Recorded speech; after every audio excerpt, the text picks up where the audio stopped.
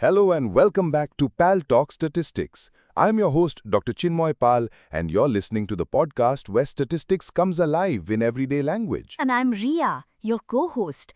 In today's episode, we're going to explain a very powerful statistical technique used when comparing multiple groups. Yes, we're talking about ANOVA. That's right. ANOVA, which stands for Analysis of Variance, is used when we want to compare the means of three or more groups to see if there is any statistically significant difference among them. Now, you might be thinking, if I can compare two groups using a t-test, then can't I just run multiple t-tests for three or more groups? That's a very common question. The answer is technically yes, but it's not recommended.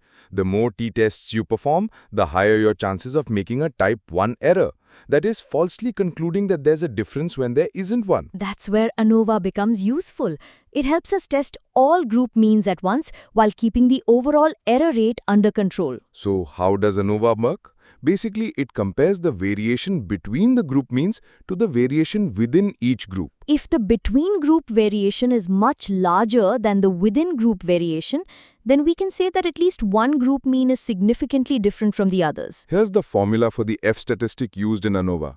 F equals to variance between groups divided by variance within groups. A larger F value generally means greater evidence against the null hypothesis, which states that all group means are equal. Let's take a simple example.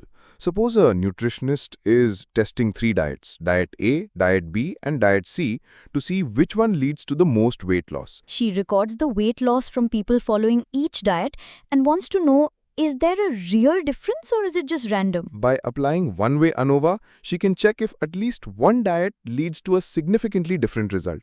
If ANOVA shows significance, she can then use post-hoc tests like Tukey's HSD to find out which diets differ. Now, it's important to know that ANOVA isn't just one test.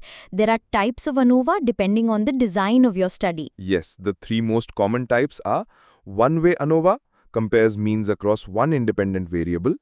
Two-way ANOVA examines the impact of two independent variables and also their interaction. And repeated measures ANOVA is used when the same subjects are measured multiple times. Each of these has its own purpose. For example, repeated measures ANOVA is useful in clinical trials, where patients are observed at several time points. Like any statistical test, ANOVA also has some assumptions. The samples must be independent, data should be normally distributed, and the variances of the groups should be equal. This is called homogeneity of variance. If these assumptions are not met, we might need to use non-parametric alternatives like the Kruskal-Wallis test. So to wrap up, ANOVA is used to test differences among three or more group means.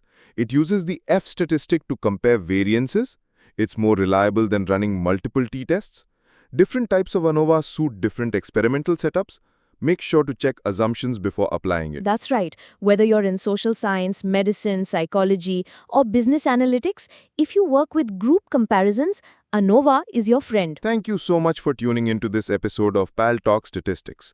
If you found it useful, do share it with your friends and subscribe for more statistical insights. Next episode, we'll explore chi-square test, another powerful tool, especially for categorical data. This is Dr. Chinmoy Pal. And I'm Ria. Saying goodbye for now. Keep learning and stay statistically strong.